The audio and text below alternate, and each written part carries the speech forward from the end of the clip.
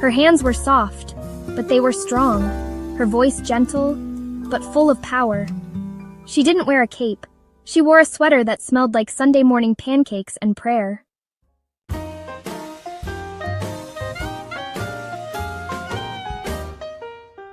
She taught us more than just how to tie our shoes.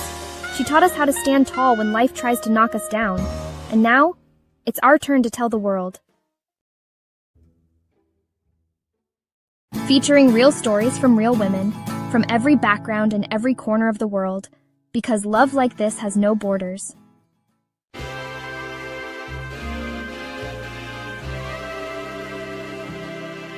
Because when Grandma speaks, the world listens. Join the Grandma's Hands anthology and give your grandma an ode she can be proud of, and one your legacy will be known for generations to come.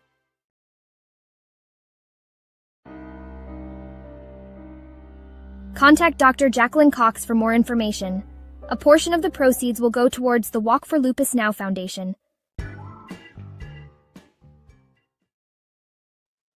Yes. Hey, Lindas. And welcome back to Listen Linda Live with me, Dr. Jacquiline Cox. And I'm so excited today. Y'all, we are kicking off season 8 with the shining light in so many arenas, right? So I have Dr. Nikeya Young. And before I tell y'all about her, well, I just found out Dr. Nikeya Young is my cousin, okay? Hey, how did we know that we was family? Okay, so first of all, Dr. Nikeya is my husband's uncle, which is my uncle Frank's late wife's daughter. So I know her husband, and it didn't even click in my head. I know they baby. I was pregnant at the same time. I know all, and I know her because her husband is my mother-in-law's Mama Pat's producer. He produced her whole album, The Secret Place. So this is just super exciting. I think you co-produced on that too, right? And you did like both and songwriting on there. Yeah. Look at God. Look at God in my LaShawn Fernandez voice. Look at God. So as being my cousin. Mm-hmm. She is also a best-selling author, a board-certified mental health coach, a TEDx speaker, an actress, a singer, and a homeschool mother of 3. Now, her book, Virtue Chic. Is it Virtue Chic or Virtue Chic? Virtue Chic. Virtue Chic. Classy center stage was written to help Christian single women love themselves, walk in purpose, sass with grace, and most importantly, shine with virtue. Dr. Young, welcome, cousin. I'm thrilled to have you here. Tell the audience a little bit more about yourself, other than the fact you're my cousin. Yes. Okay. So I am also the CEO and founder of Victorious Living Solutions. It is a transformative company, and we empower high potential leaders and teams to crush their goals despite life's challenges and live victoriously. We also have a podcast by the same name. Awesome. Now let's dive into Virtue Chic. Yes. You wrote this as a young Black woman navigating life without your mom's guidance after she passed when you were 14. How did that pain shape your vision for Virtue Chic, and what did you hope to offer the young women throughout that book? Okay. Well, I would say my mother was it. I just feel like if you look in the Bible under virtuous woman, her picture is right there. That's the kind of woman she was. She was always in love with God, and if you were around her for any longer than 30 seconds, you were going to know that. The presence of God just exuded from her. She was always warm, always friendly, always carried herself with class. She was a Sunday school teacher. So that's what I knew. And God blessed to have 14 years with her. The devil didn't want me to know her at all. He didn't. He almost killed her when I was 2. Calling the family in, telling us to say our goodbyes. But she lived for another 12 years after that. And I feel like when I would want to get mad about why did my mom have to pass away, I can't, because I'm like, think about the fact that we almost lost her so early on, and that God allowed me to have the 14 years because I don't feel like I've become a virtuous woman or, you know, had the connection to God. I know I would not have, just because of the houses I lived in after she passed. I knew that I would not have become who I am today without those 14 years and having that foundation of God first, and not just going to church. Yeah. Just because you're in a garage, that doesn't mean you're a car now. You know, so she stressed just going to church is not enough. Have a relationship with God, you know, having him be the Lord of life, meaning that nobody is perfect, but you're not going to be out here deliberately doing things that grieve the Holy Spirit. That's the kind of mother we're raised by. And that, the pain of losing her, I would say how it shaped me was I really just wanted to continue her legacy by paying forward what she instilled in me. And, you know, when you're 14, that's the age where you really just, you and your mom be kind of beefing a little bit. Because that's the age when it's just like, dang, mama, everything I want to wear, you don't like it. Everything you want me to wear, I don't like it. It's like the weird preteen, early teen years. And going back and thinking on it once I got older, it was just like, man, so many gems. Like, I wish, even now, like, oh my gosh, I wish I could talk to her now that I'm out of the bratty teenager phase, because you have such a greater appreciation for the nuggets, like what she was trying to get through my hard-head teen brain, like now as an adult. And it made me want to write the book, because listen, Linda, okay? Society has gone off the deep end, okay? It's like ratchet chic, not no virtue chic, is ratchet chic out here in these streets. And I feel like the message, even though this book was written in 2017, and I told my husband, I'm like, we're gonna have to have a second edition or something, because I got some more stuff I want to add. Just the way things are, and how even with us coming up in the 90s, you know, I'm a Gen Xer / I'm like right on the cusp, 1981. Of being Gen X and millennial. I don't claim millennial though, but just coming up in the 90s, it was a lot. It was a lot. And now the stuff that they got out now, I'm so glad I did not have to come up in this. Like, I feel bad for kids now, the times that they're coming up in. It's also why I'm schooling, but that's another topic for another day. Trust me, I told Jaden for his 7th grade year. I had to take him out of school because of some things that were going on in the community and in that district that wasn't right towards, you know, brown kids. So, and I'm gonna say it against Black kids and against Hispanic kids, because this is my show and I can say what I want. That part. So I had to put him out, but he begged to go back for 8th grade year. But now we got him in a private school, going to high school. But at any moment, I'm gonna pull you out. You'll be at a Stellus Academy. You know, I don't play them games. And so I really appreciate the fact that you just like me. I'm an 80s baby, 90s raised me, and see, you know, the difference in when we grew up and the things that we were able to do that now my kids can't. You know, I used to be able to go outside, go wherever I want to, as long as I'm back before sundown.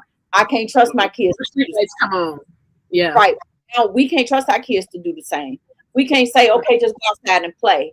No, I have to be right there watching you. You can't spend the night over your friend's house no more, because there's so much technology and things going on. It's hard to manage that. You don't know who recording your kid while they getting undressed, you know, and these type of things. So, you know, I told Jaden, he was laughing at me the other day. He's 14. My son, he's 14. And he was asking me something about sleep. I said, you will never go to nobody. You will never go to a sleepover. I say, you will never. I say, guess what? And when you get your own apartment, you won't ever have sleepovers. Nobody can come to your house. He was like, what? I was like, I said, you don't think that's uncomfortable sleeping in somebody else's bed, taking a shower in somebody else's shower, drying off with somebody else's towel? Like, it's uncomfortable. It used to be uncomfortable for me when I used to have to go to sleepovers and stuff because I'm not in my own bed.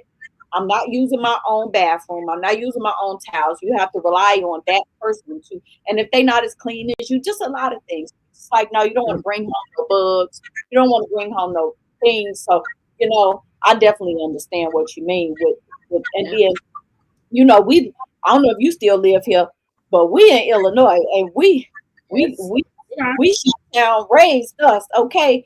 So we already know how bad it is here.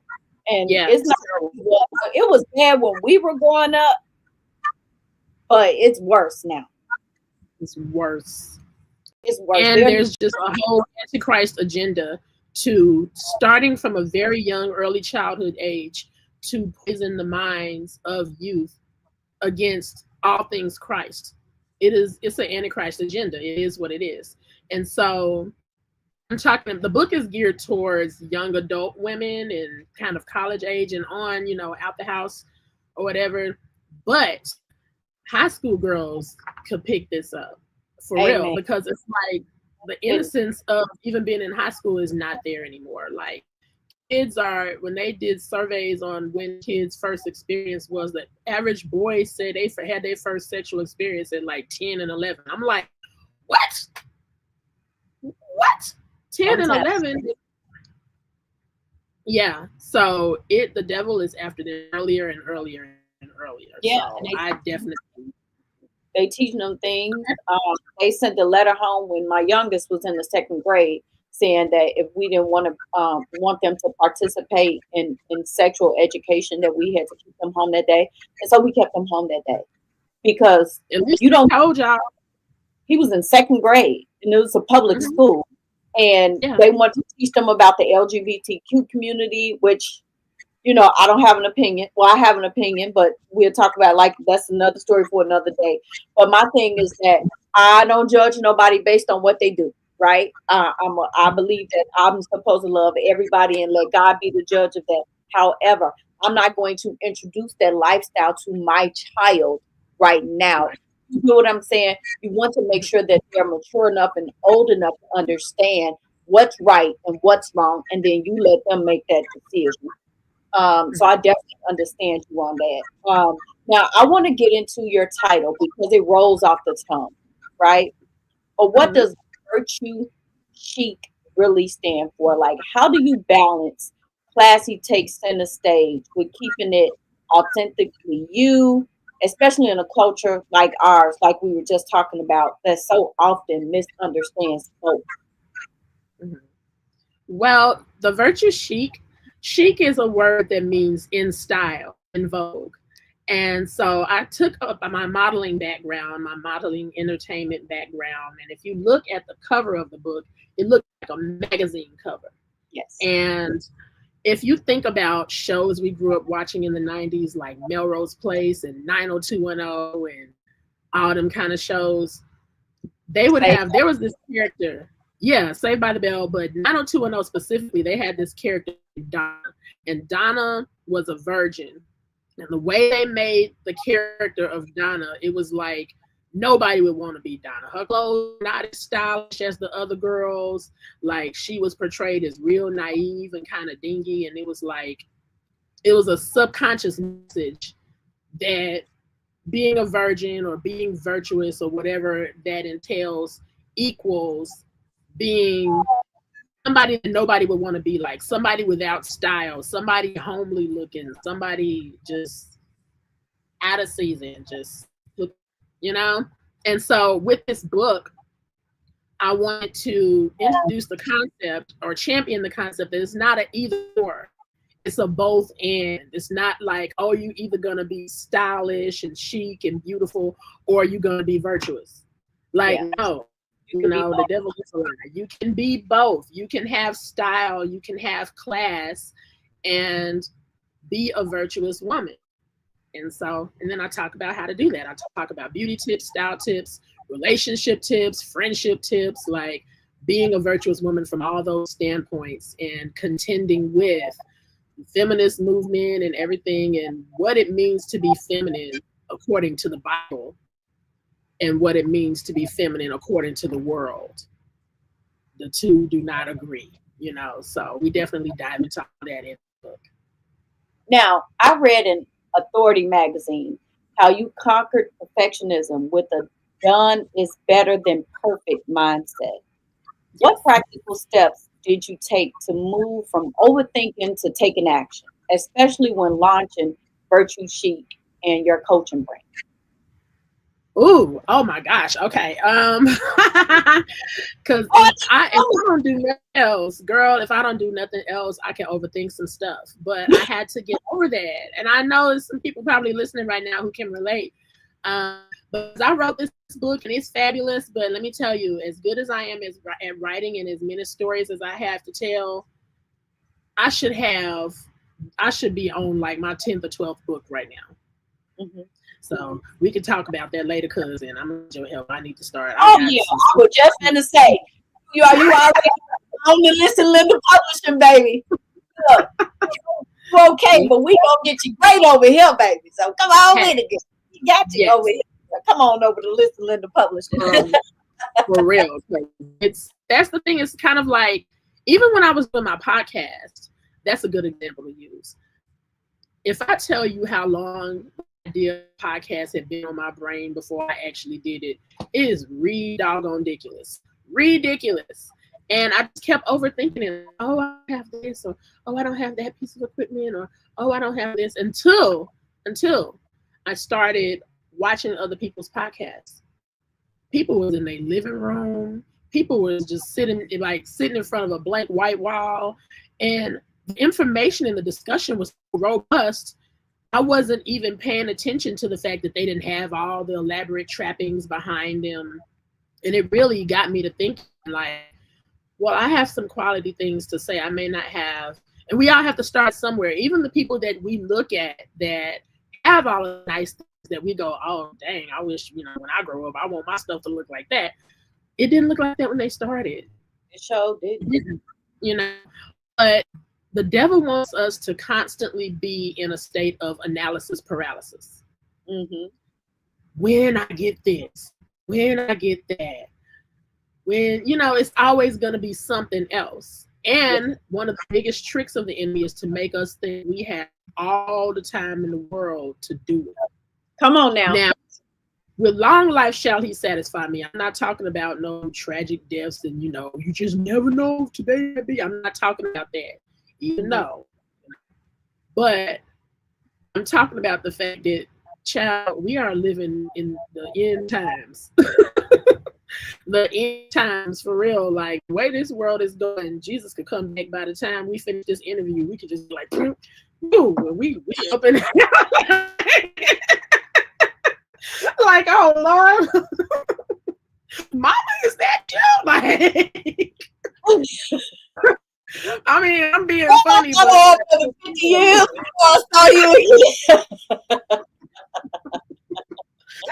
Like, when I get there, whatever that is, I want to be able to tell God that I used everything he gave me.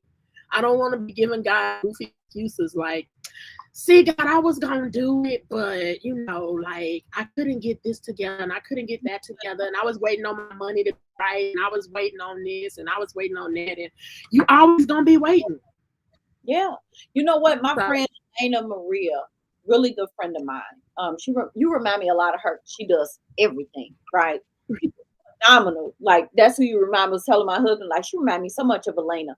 Well, Elena has this slogan that she uses all the time, and I want to make sure I give people credit where it's due, child. She said, I'm not giving the grave any of my potential. Woo, child.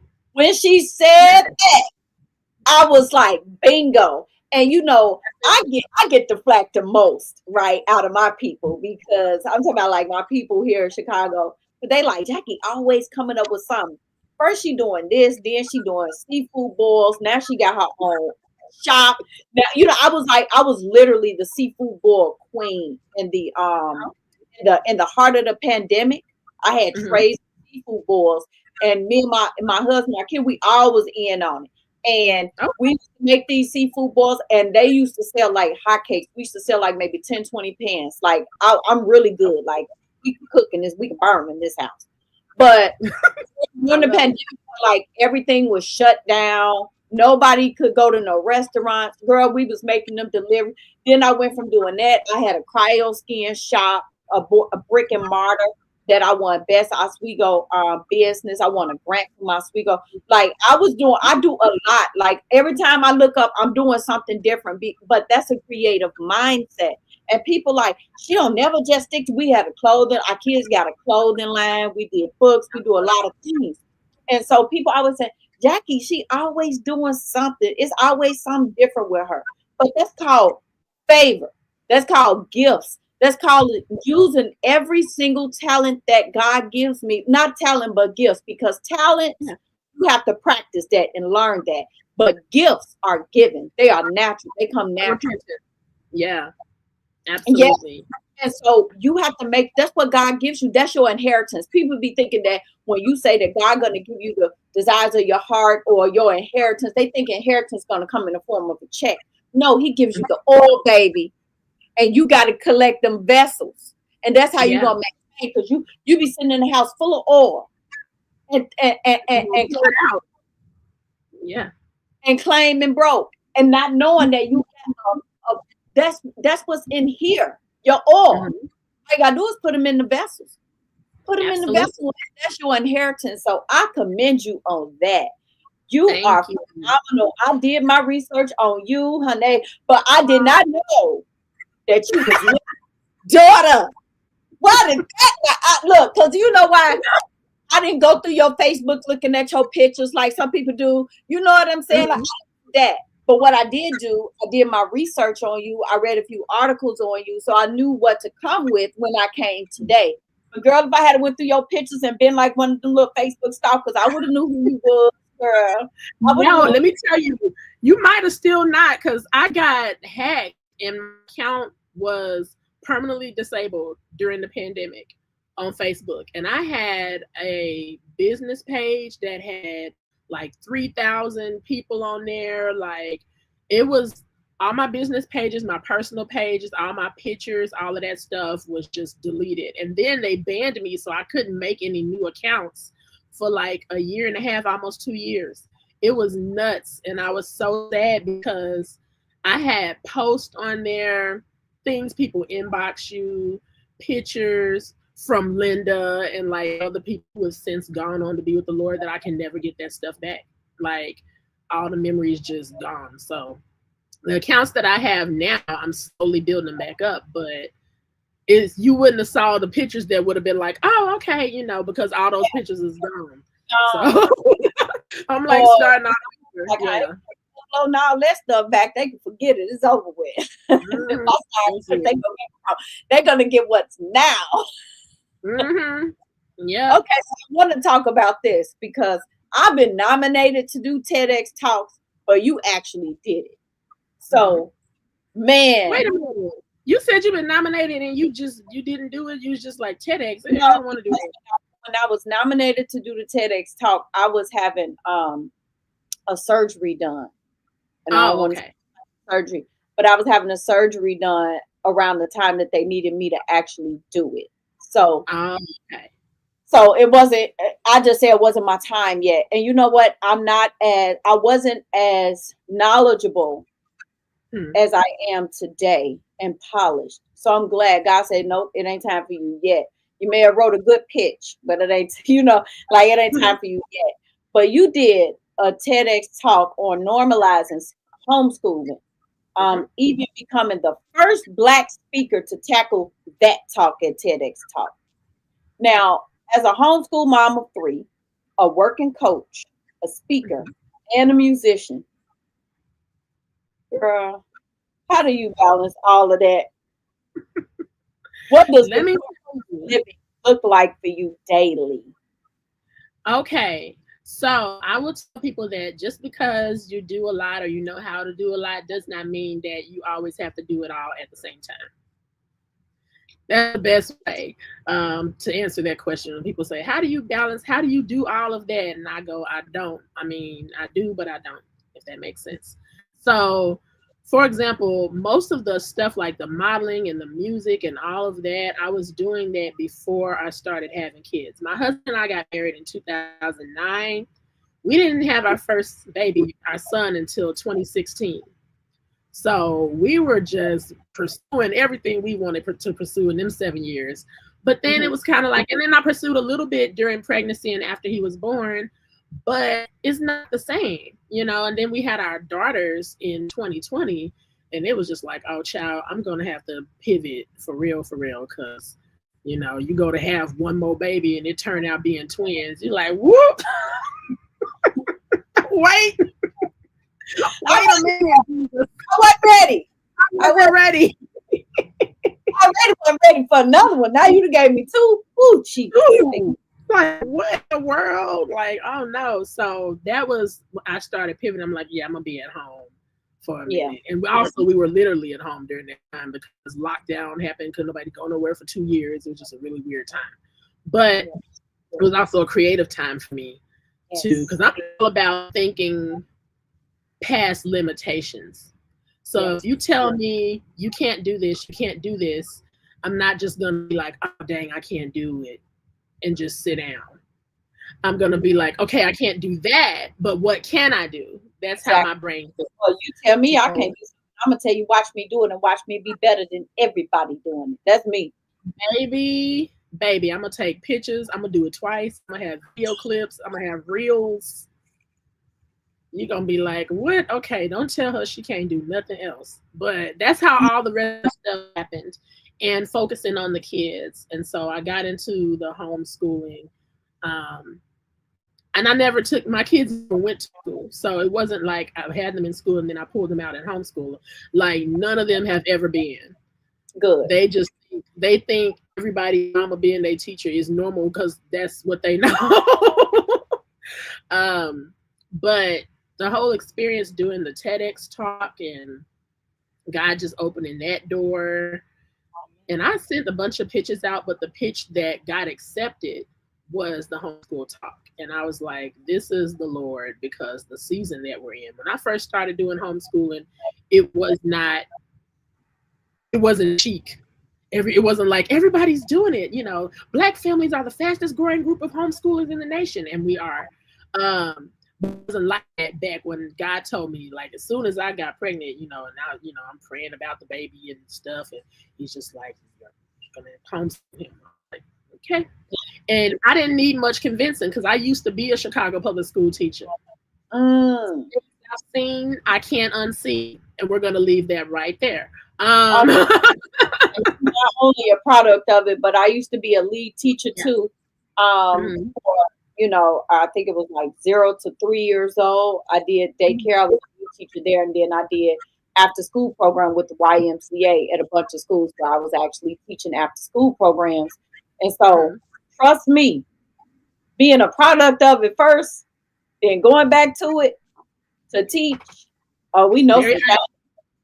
Yeah, very eye-opening. Know some things. And that's why I got out of that. That's why I got mine out of that. And then I'm thinking of putting them in which was a better school system as far as like curriculum wise, right? But it's going to always be challenges. You know, even now, my oldest, he got accepted to the number 3 school in the state. It's a private Christian college preparatory school, right? And he got accepted into that school. I can't name it because I don't need no weirdos trying to go see my child. But I will say that, right, got to be careful. And then Jaden real private anyway. He don't be wanting people to know his business.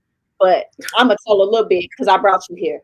But even with that, right, it's going to still be challenges and stuff, you know, and you don't want to shield your child from too much. But I always say, because I've changed schools with my kids so many times, I can't even count, because I feel like if I see any type of mistreatment towards my child, I have dominion over over him.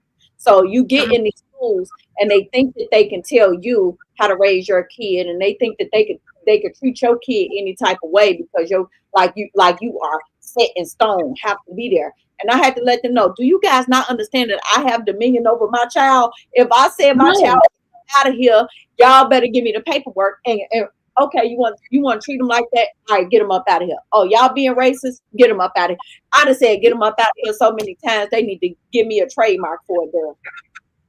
You said, I answered your question. You said, do y'all not understand that I have dominion over this child? The answer to that question is no, they do not understand that. And I'm not being funny. It's important y'all hear me. I'm being very serious. They do not understand that. Once you put your child in school, in their mind, your child is property of the government. They do not have to approve any curriculum with you. They can teach them however they want to teach them, and they can rear and shape their minds to serve the purposes of the state. And I did air quotes because that is a literal quote from our government. Look it up in Illinois. They're shaping kids to serve the purposes of the state. Now, if you want your child to grow up and serve the purposes of God, you have to be very intentional. Even if you're not homeschooled, you have to be very, very, very intentional asking questions. Not just how was your day? Fine. No, dig in their business. Yes. Show up at school. Go to all the conferences. Go to all the things. Make your face and your presence known. Parents, please understand. If you don't want your child at a school or your child is being mistreated, you can take that child out that school whenever you want to. They cannot tell you that you cannot unenroll or disenroll or withdraw your child. And you do not have to tell them what school your child is going to. You do not have to get them. They have to give you every document that you've ever signed, all your transcripts, and you just if you don't want them to know, you check that box private. Private. Girl, another podcast. No questions. This is a great podcast. Ain't it good, girl? Some good girl today, baby. So we gotta let them know how to protect their kids, because a lot of people, they don't want to. They feel like, okay, well, I have to work. We got a lot of single moms out here who might not be able to homeschool your child. You might not be able to homeschool your child, but you could send your child. Like, I'm just gonna say it to what's the school I send my son to? I send them to a different, like all type of private schools, Catholic schools, Christian schools. And guess what? They have tuition. They have they can give you scholarships. They have financial aid that you can get. So it's ways that you can be able to afford it. So if you don't want your child learning certain things and learning certain patterns and things that they trying to indoctrinate into your child, you can absolutely pull your child, and do not be ashamed. I have pulled my kids from daycares. I have pulled my kids from after school programs. I have pulled my child from public schools. I have pulled my child from any school that I feel is not treating my child right. I have pulled them from it, and I didn't care about the backlash. I didn't care about the flip and the talk they had. All she do every year, them kids go to a different school. Yeah, because you can let yours be mistreated. Come on. Okay. I'm a black mom with black boys.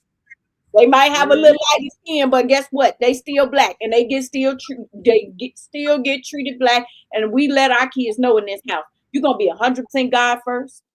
You're gonna be 100% in that Bible, but you are also 100% black. And just because your skin might be a little lighter, they're gonna treat you the same. Matter of fact, you're gonna get it from both ends, like your mama did, because the black people gonna mistreat you because you're light skin. And the white people gonna mistreat you because you're still black. So you lost both times. You lost both times.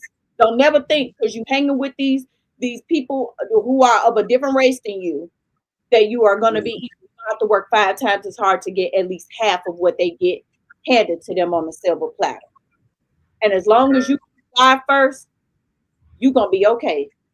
That's it. That's it. That's it, girl.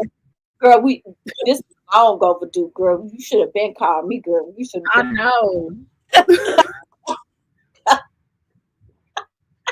Girl, listen. Girl, I And I can't would be even just like do you. it. If my kids were in school, I would be just like you. That's why I never put them in there. I would be like, no, you can pulling them out. So I already know how I am and how I get down. And so I'm just never putting y'all in there. But Just like now, people, because I know it's gonna be people listening that say, I as a always single wanted to homeschool. have to work that can't homeschool. Yeah, like I can't Yeah. afford to. I can't afford to. Um, I will say this. This is one of the biggest myths about people who homeschool, that we just rolling in the dough and we got it like that and we privileged and that's why we homeschooling. This is a choice.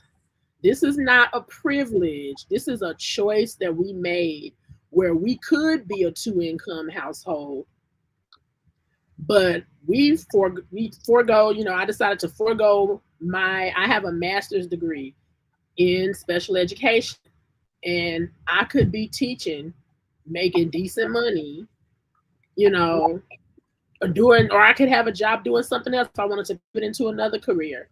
This is a choice. So that was part of the motivation into why I started my own company in the first place, because it's my own business. I can be flexible with the hours and, shift my schedule however I need to still homeschool and still do business. And so that was a choice I made. Has it been always easy? No. But instead of looking at it as this is not something we can afford to do, I look at it as we can't afford not to. Exactly. The cost of letting our kids get eaten alive by this demonic system is too great. It's a cost I'm not willing to pay. Yeah, absolutely. To do something else. I don't care if I gotta work day shift and Rodney gotta work night shift or vice versa. I don't care. We just always gonna be homeschooled. If the economy get too bad where one of us gotta go to work, baby, we still gonna be homeschooling. Now I don't know, like it's just way kids can go on a break, because when you're homeschooling, you could teach them at your own pace. That's another thing I like about it. Jaden was able to get college credits when he was home. I mean, high school credits when he was homeschooled for a year, because we went through a Sellers Academy to homeschool him. Yeah. It was $79 a month. Yes, and it was phenomenal. They provided him with all the tools. He took Portuguese. He did everything in 7th grade, and he actually finished early. You get what I'm saying? So it's like you can do it at your own pace. You can pause. You can go back. It, like I said, $79, and he learned everything he needed. When he went back, he was at a 4.0. So you not that he's ever been below a 3, but he was at a 4.0 when he went back, because you know why? He wasn't getting judged by his skin color. He wasn't getting treated, biased. Jaden been on honor roll since kindergarten. Do you know he graduated from that school? Not from homeschool, but he graduated from the school because he wanted to go back with his friends and graduate. And he graduated. They didn't get him an award. And my baby was on the road the whole time he was there.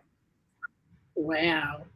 Jaden has a Presidential Volunteer Service Award. He has 3 awards from the Mayor of Aurora. He has the Martin Luther King Service Above Self Award. He has all these, a 2-time best-selling author, and he gets no award. That's the kind of stuff. That is that's why I say warfare. It's psychological warfare is what it is that our kids go through. I'm one of them mamas that I'll make you an award. Is you okay? I'll make you an award, baby. And mine mean more than that.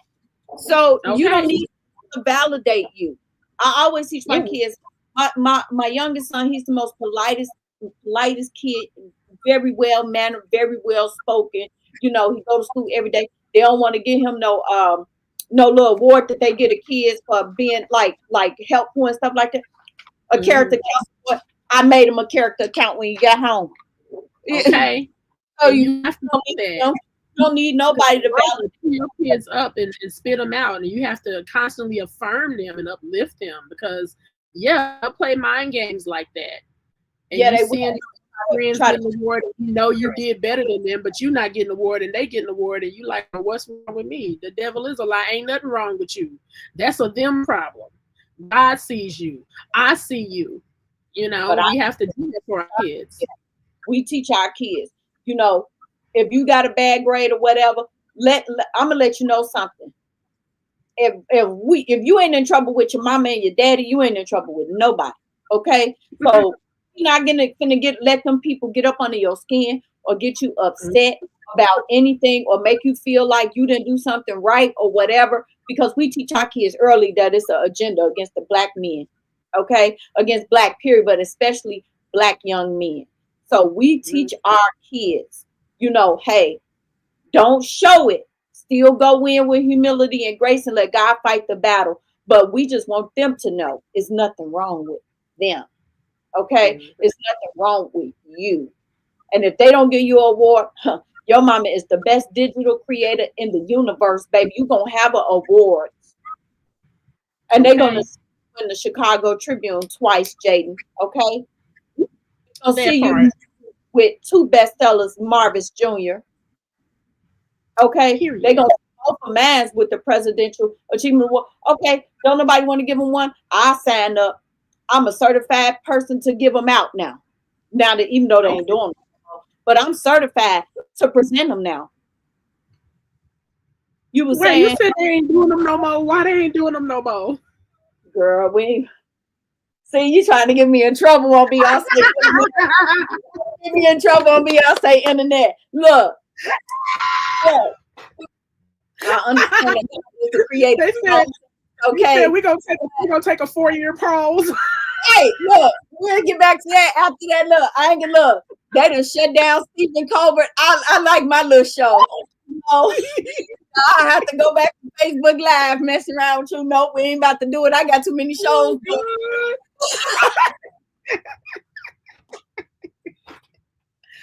Girl, you know me, I don't care. I'll be like, you can have me, I don't care. I'll be the only person. Address, whole nother email address, sign up to a whole nother StreamYard. I already spent my $66, child.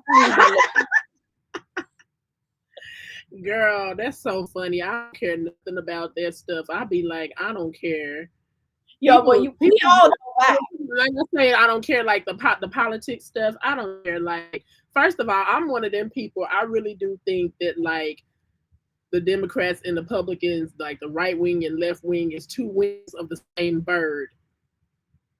And life will be a lot better for a lot of people once they realize that.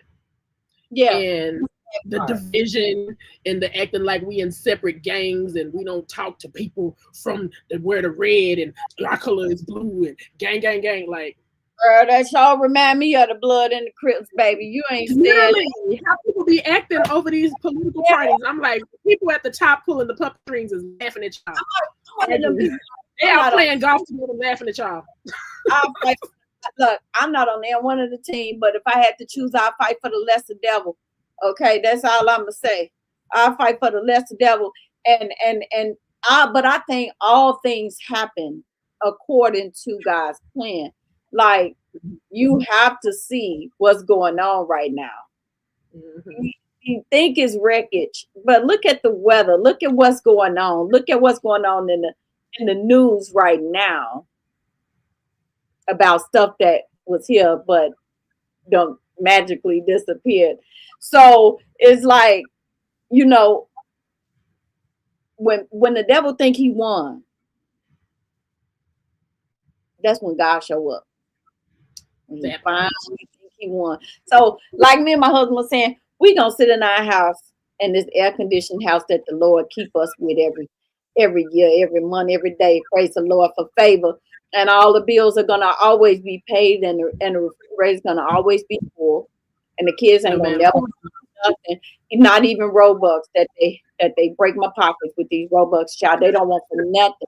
Okay, and we gonna sit back and we just gonna watch the circus. Hey, and we gonna let it pass, because guess what? This too shall pass.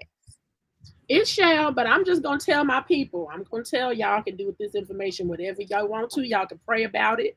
Let it marinate it and shine out.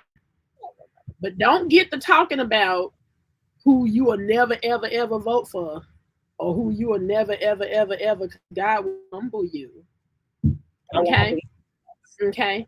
Because what's going to really cook your goose is when you get to thinking about the fact that all the stuff we're talking about and the reasons we want to homeschool our kids and the stuff in these school systems that we don't like, the people that are the party that our people have been conditioned to vote for are the people that's championing all of this. Amen to that. I'm just saying, it's an ouch moment. Mm-hmm. So you don't say, I never vote red. I never ever. If God tell you to, you will. And that's why I say we have to carry that stuff with a grain of salt. I will show you. So he'll show you. You can't be so married to one party or another, because baby, when it comes down to my kids, I'm going to look at elections, who is standing for what, and you stand for anything that goes against this Bible, anything that goes against my agenda that God has given me and my husband for our kids, I vote for you. Mm-hmm. Ain't no lifelong Democrat. If you own foolishness, I'm not voting for you. Ain't no lifelong Republican. If you own foolishness, I'm not voting for you. And that's on period. And that's how we have to look at all of this. Yes. Weigh it out against what the Bible is saying and vote accordingly. That's the posture we have to take. And even when we vote accordingly and we do the right thing, we have to trust God in whatever happens after that. Whatever happens, happens literally. Yes. Just let it be. Just let it be and watch it pass. That's where I'm at with it now. Like, yeah. Because we got whole families getting split up over this mess. Like, we don't talk to them no more because they voted for. Like, what? Are you serious? It's never that serious. It's never family, everything because of that. And it's like, yeah. The thing is, what happened to the time where votes used to be private? Like, nobody got into that. Who did you vote for? Like, why? Right. Two things used to be private, and you couldn't ask nobody about. And there used to be religion, religion, and who you voted for, your political parents. Yeah. And that was a time, like I said, that we grew up in the 80s and 90s. You couldn't ask nobody who they don't worry about who I voted for. You know, but now it's such normal, and that used to keep friendships, that used to keep bonds and family, because they didn't cross those boundaries. But now it's just like boundaries are no more, and people you know what it is. Like you were saying, that used to keep friendships. You know what it is? It's we looked for common ground. Yeah. We looked for let's not focus on, differences of religion or differences of politics. Let's focus on what we have in common. And what now, do you morally? Yeah, now it's there's no common ground. It's we're going to lead with differences. Yeah. It's a spirit of division. It's kind of, you remember that movie Divergent? Yes. It was books and it was movies. It was actually one of the movies. I was one of the extras in that. But that movie is so prophetic. That's one of the movies like Matrix. You can, every time you watch it, you can get something parallel out of it. That's what they're doing to us now. They're splitting us all up into factions. Yeah. Because when we come together, there's a strength and there's a unity, and we can defeat the enemy together. But if we all divided, like everything every time we looking around, we looking for something to be divided over, and there's no commonality, there's no coming together, baby, they will sift us like wheat every time. Every single time. Making it easier to control. It does. And it's the church doesn't have any power because the church is all divided. We just divided as the world.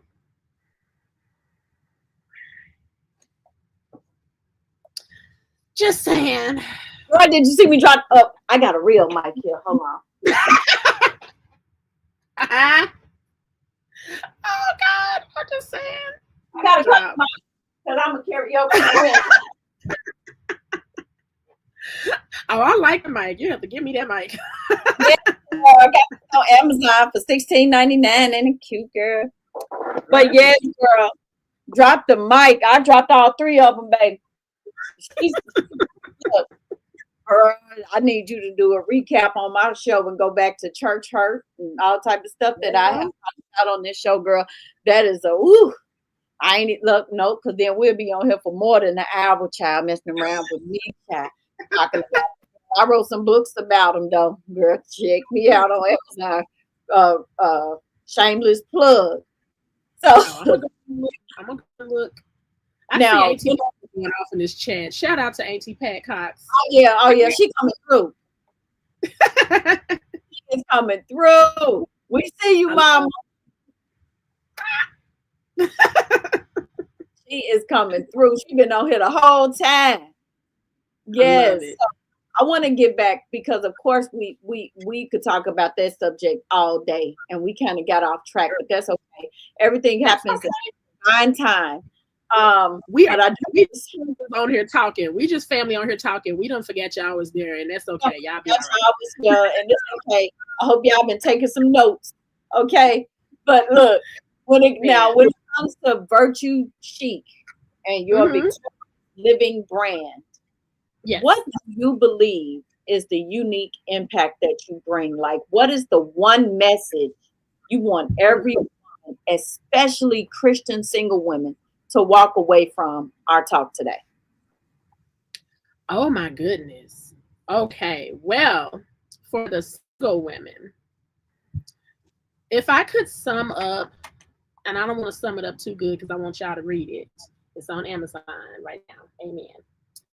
But if I could sum up one of the main takeaways from this book, it is there has to come a point where you are doing what is right because it's right. And what I mean by that is I feel like the church has done a disservice to young women by dangling the carrot of purity and marriage in front of women. If you keep your legs closed, you're going to get a man. If you dress modest, you're going to get a man. If you do this, you're going to get a man. And that can't be the reason you're doing it. It can't be the reason you're doing it. That's really dangerous because when you do it for a while and the man don't come, you're going to get mad and say, this don't work. And then you're going to walk away from it. Rebel. Yeah. So we have to get to a point where, and I talk about this in this book, each chapter in the book actually has some life coaching journaling questions at the end, reflection questions that you can write in here and answer. I talk about how, and I'm not telling you what I heard, I'm telling you what I know, okay? Because God literally had me single and practicing abstinence for dang near 10 years before he brought my husband into my life. Okay, I wasn't one of those people that like, I'm a virgin until marriage. God bless y'all that was able to do it. But yeah. I'm not. Amen. I was doing good until I turned 18. And then what had happened was the nickel that was between my knees had failed.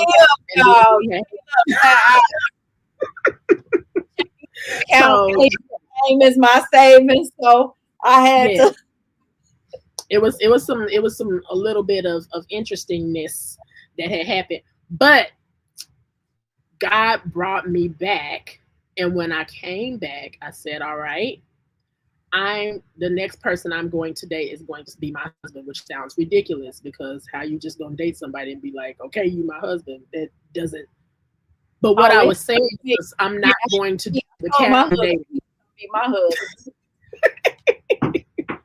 I said I'm not casual dating. I knew it. What? First, my grandmother told me that he was gonna be my husband, and I was like, "Him? Nah, that's just my friend." But girl, then I told him he was gonna be my husband. He was like, "I ain't finna get married and have no more kids." I say, "Oh, you gonna be my husband, baby? 26. I was 26, baby. We were married. Okay, don't tell me what God." He loved his wife. I love it, girl. I was 28. But it took, so I would say 18, 19 to 28, I was just single. I was just out here. I was going through figuring out myself and figuring out God's purpose for me and watching all my friends date. And it wasn't like I was just kind of like, I don't want to date. Like I wanted to be in courtship.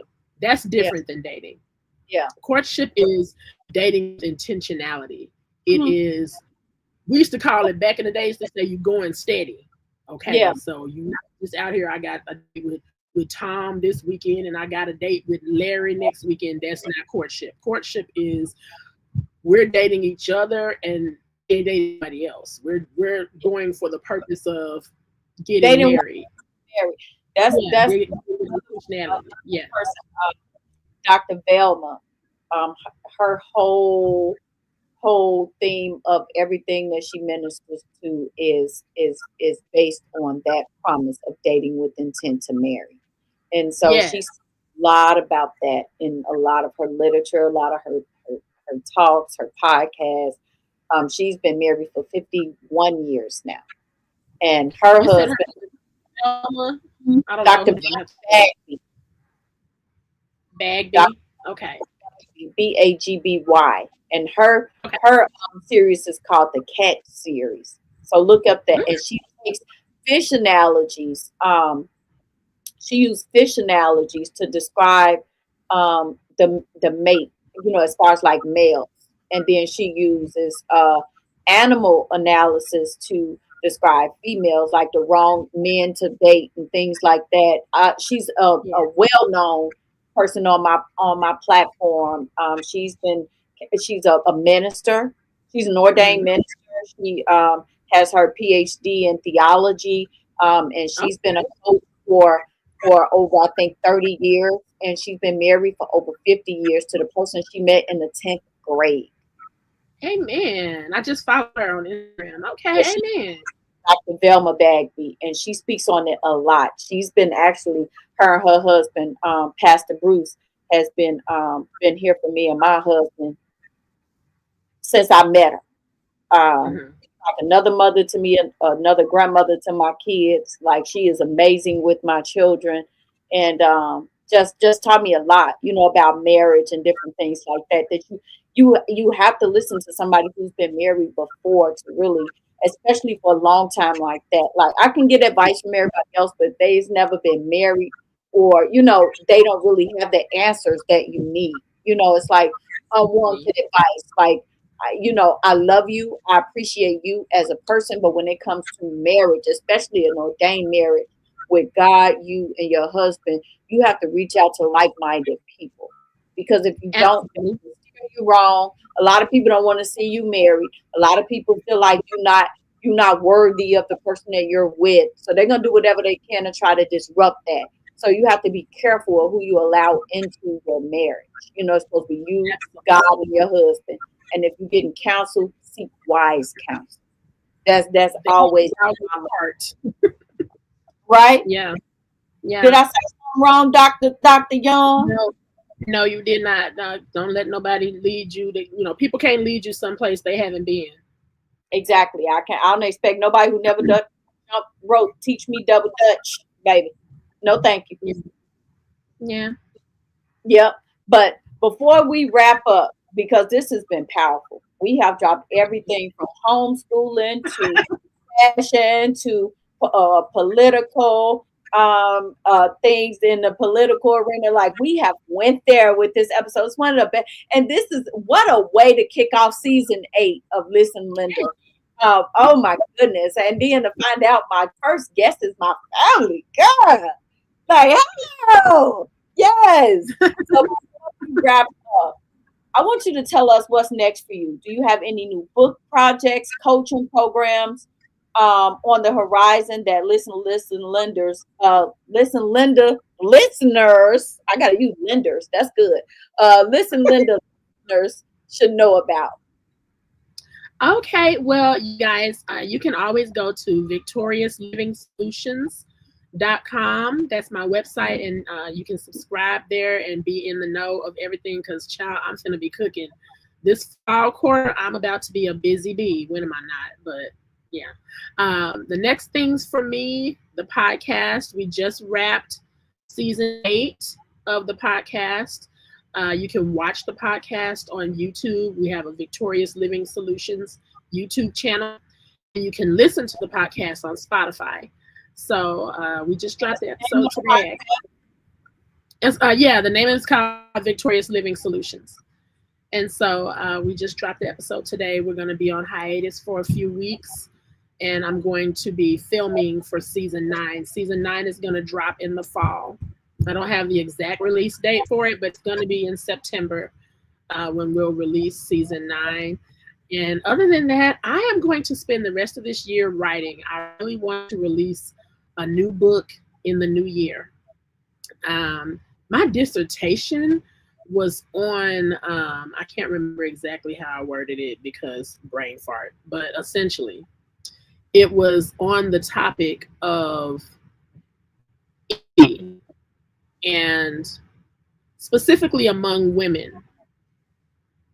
And it was really good. I want to take dissertation and I want to turn it into a book, because anytime I halfway tell somebody about what my dissertation was about and start talking about it, and like, I'm gonna release it, like, girl, when you gonna release that? I need to read that book today. I'm like, okay, let me hurry up and finish it. Well, let me pitch you what I got going on. So I have a 21-day author boot camp that starts on the 1st. And with that, you get the weekly virtual coaching, you get writing prompts for your devotional or your memoir or whatever you decide to write about. You get group support, you get bestseller guidance. So I give you my step-by-step on how to reach your bestseller status. You get a workbook, you get 10 free copies of your book, and you get an author highlight in the magazine for $600. Okay. So that's just, so that's something to think about. And payment plans are available. I do PayPal, I do Affirm, I do Klarna, but it's $600 and you get it published in 21 days. So, oh yeah. So you get full publishing, everything. Yeah. So it starts on the 1st of August. After that, I have another one coming out in October, but the price will not be the same because I don't know where you're going to get. And 10 copies of the book, I don't know. Okay, not for $600. That was my labor of love to the world. So, listen, that's a good deal. It really is. It really is. And like I said, you can go on PayPal. You can say, I'm just as for the world now. Y'all can go on PayPal. You can sign up. You can spread your payments out up to 24 months. You can do a four payment plan where you can do it 4 payments in 6 weeks, no interest. Hit me up and start on the 1st of August. Okay. Let me know if you're interested. Okay. So I got that. And I got some other things coming up in the works too that I would love to include you on. So please call me after this. Okay. I got some things. I'm so glad that I highlighted you. Look at God, how he just said, reach out to Dr. Because I was scrolling on Instagram. I don't even know how we became following each other, but we was following each other. And I said, this girl is awesome. Because I'm looking for 25 different authors. And I saw your book and I was like, oh, she's an author. Oh, let me ask her and see. So I'm so glad that I was able to highlight you in this magazine. It is available. It will be available on Kindle and in paperback on Amazon. Okay. So it's not like just a digital magazine. And this one is international best-selling magazine since September. Okay. Every issue.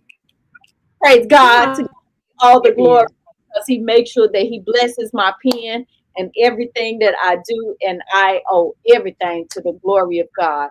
So I want to say thank you so much. She got a book coming with Listen Linda Publishing. Clock it. A book, child. I got a whole bunch of stuff. I want to write devotionals. I want to put out. I got a devotional coming out. That's only $300, girls. So please see me. I got a grandma's hand. What is it? A children's book anthology that's coming out. That is going to a portion of the proceeds is going to the Lupus Foundation because both of my grandmothers had lupus and I have it now. So I'm doing that just like a love project, and anybody who joins that anthology, it will be a full-fledged children's book, okay? But then you can take your portion and publish it. Okay. So you can join your story inside of here, but then you can also expand your story, and then I'll publish that for a small fee. Very, very small fee. Very, very, very small fee. So all illustrations, publishing, everything is included in that price. I will be having a Zoom call about that later on today. So Okay. We definitely need to talk. We do. So, Amen. oh yeah, I'm gonna tell you something about Listen Linda. People will tell you if you ask anything about Listen Linda publishing, Listen Linda brand and marketing. Jackie always got something going on that you can participate in. Always, always. I'm a one-woman show. That's how we should be. Behind me, it's a one-woman show. Amen. So, all with the glory of God, He is on my side, and Him and His legion of angels. So I want to thank you, Dr. Young. Thank you, Dr. Jacqueline Cuzzo, for having me. I have had so much fun. Yes, girl. Illegal to have this much fun on the podcast. Yes, I have a fun podcast. Now, look, now if you think you like the podcast, you need to come on my radio show because I play music. You get your playlist. We have a ball on the radio. So, I love radio show, international radio show. I have the podcast, so you could come on anytime, any one of them. Girl, we're gonna have a ball. Okay, Amen. Ladies and gentlemen, please do not hold your book up. Hold your book up. Hold your book up. Available on Amazon. Please don't forget to grab your copy of Virtue Chic. Classy takes center stage. It's a straight up roadmap for women wanting to walk in purpose with class.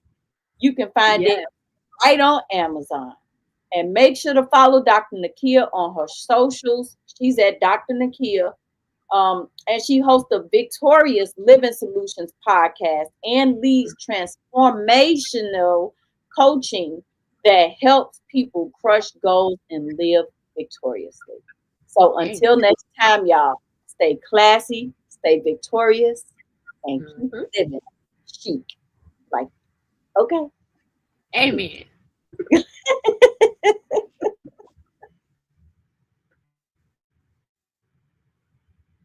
I'm laughing at Auntie Pat. Yay! Yes, girl. She blowing it up. See you, Mama. Bye, Auntie.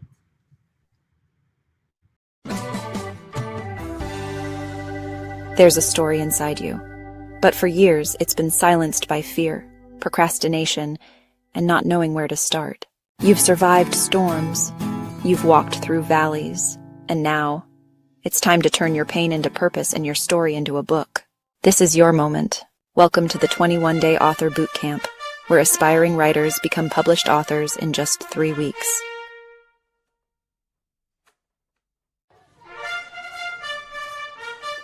You don't have to do it alone. You just have to say yes.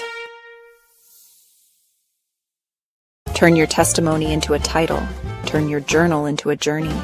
Turn your story into a book that outlives you. The 21-day author boot camp. Enrollment is open. Visit www.listen. LindaPresentsOne.com to sign up. Spaces are limited. Financing available.